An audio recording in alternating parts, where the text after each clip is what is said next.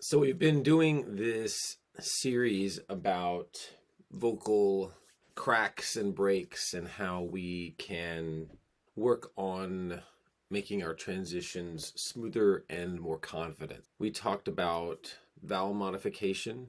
We talked about the vowels that always help with the thicker fold, more metallic modes of singing. And we talked about how vocal tract shape affects what the vocal folds are doing.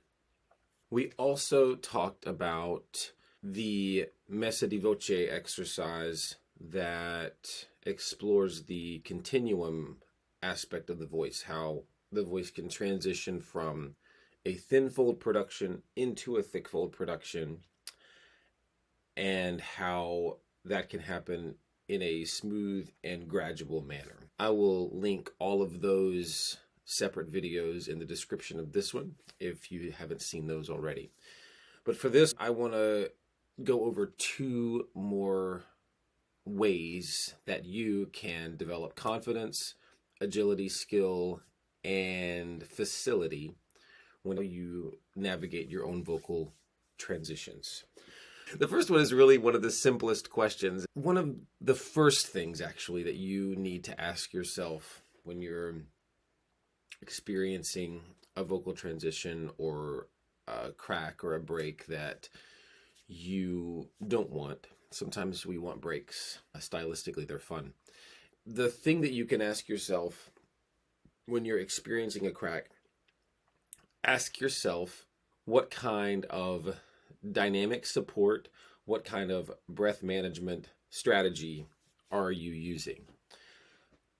A lot of times we are told to support. And what that word turns into is an abrupt locking or an abrupt push in the abdominal wall. If you think about what that would yield at the vocal fold level, if we are over supporting or if we are engaging too much of the abdominal muscle group in order to move air through the vocal folds close, a bunch of air pressure comes up from beneath them. And so the whole muscular family around and in the larynx has to navigate that pressure. So just the difference if I just go, ooh, if I just hit that with more air, ooh, so that's just me smacking that with a lot more air. The pitch got wonky, ooh, but just play around with that. Think about what we do sometimes when someone tells us to support us, like it's a high note, we think more is more. So you have to take a moment, think about your phrase, and then ask your body, how much breath, how much dynamic, meaning moving, how much moving support do I need to accomplish this phrase? Sometimes you can ask yourself on a scale of effort from 0 to 10. It's almost always lower than we think we need. It's almost always lower than we think we need. So keep that in mind, asking yourself how much breath pressure there is, because if there's a lot of breath pressure coming up through an already tight-ropey part of your vocal coordination, then that extra push of subglottal pressure is not going to help you. So that's the first thing to do. Ask yourself, how much actual breath energy do I need for this phrase?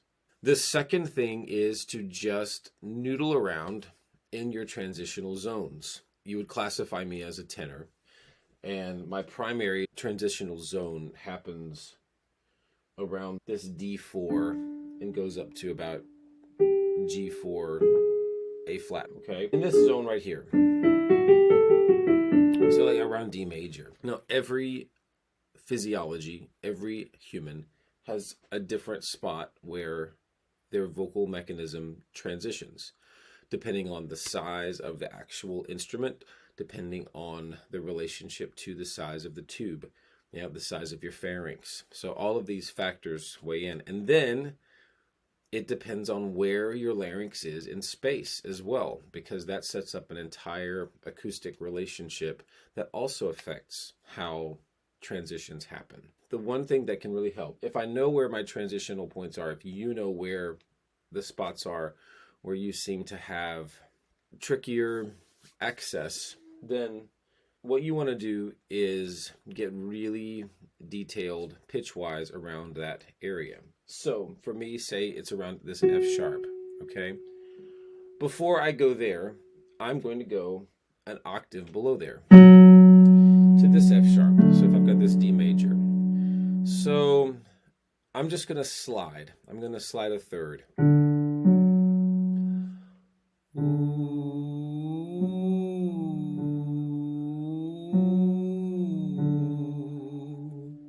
And then maybe I might specify that third into chromatics.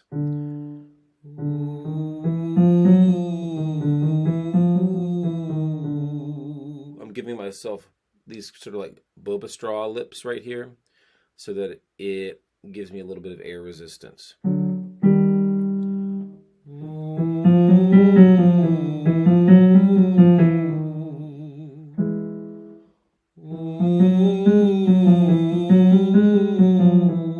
So just giving myself some distinct pitches in the closest we get in Western music with those minor seconds, yeah?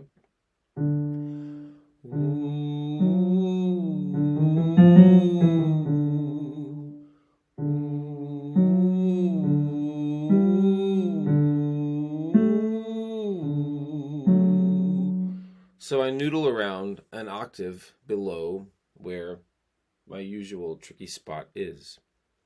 That way when I get up to, I'll start C sharp 4 up to F.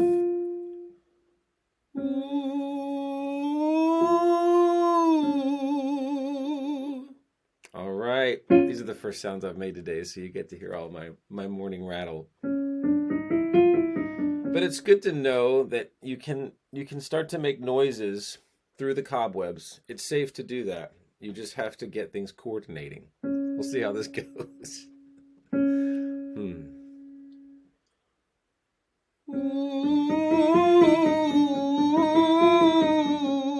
So you can hear a little breaky break in there. That's from C sharp 4 to F4, yeah? So actually, I'm going to check and see what my breath is doing. I'm going to lighten it up a little bit, I think. I'm going to ask my body, how much breath does that need?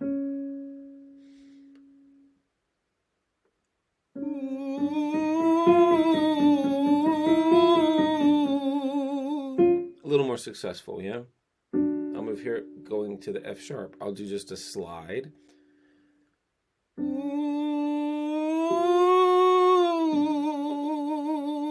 Keep the breath going. See, I want to kind of hold it because I feel all my morning stuff getting in the way. We'll see how this goes.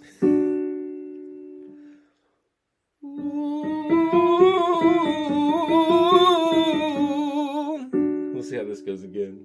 Ooh.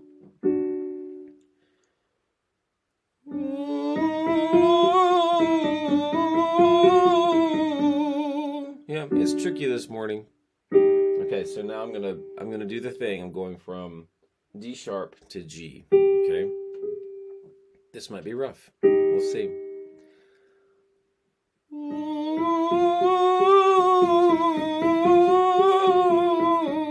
So you hear a little mucus in there, and you see I'm modifying a little bit.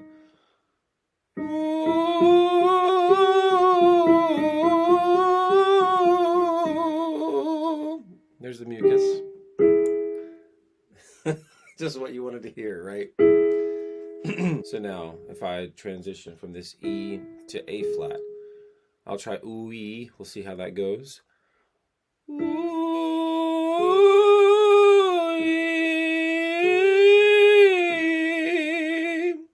So the vocal mechanism is working just fine. There's morning crust on it, right? So if I've got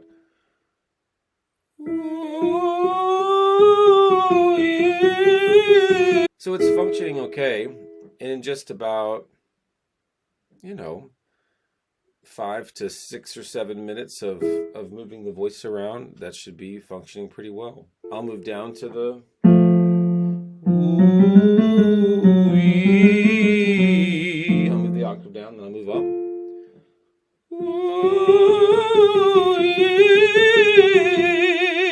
So the voice is functioning there. I've got mucus all around it, and I would just need a little bit of time for that to work its way through. But I'm using slides and half steps all around that zone. And so I'm letting you hear this. I mean, honestly, it is before 6 in the morning. I get up early to get work done before the boys get up. And so it's really early in the morning here. And just to hear how a 5:40 a.m. voice can still work these parts of the voice. It's important to me that you hear the voice working in, what we would call an imperfect way. I wouldn't want this mucus rattle to be in front of an audience, of course, yeah? But as you're working, you can still notice that the voice is functioning healthfully, and you'll be like, oh, that's mucus. And you get to know your own body and your own physiology and know what it takes to get things coordinating, working, feeling good, and getting those rattly things out of the way. So, all right, we talked about how much breath pressure I need, and to go to those transitional zones that trip you up the most, work an octave beneath them, finding close, slidey little exercises. We just did slides and chromatics. And then you can add little bells and whistles to that if you want to. And so that's a really great way to work. And if you show up and do that on a regular basis, you're going to get better. So reach out to me if you have questions from watching this. Obviously, reach out to me if you have any questions. That's dan@dancalloway.com. And you can check out other resources. And if this video helped you, please like and subscribe. And I'll be giving you all kinds of things that help me as a singer, and I hope they help you too. All right, well, have a great day, and go sing. Bye.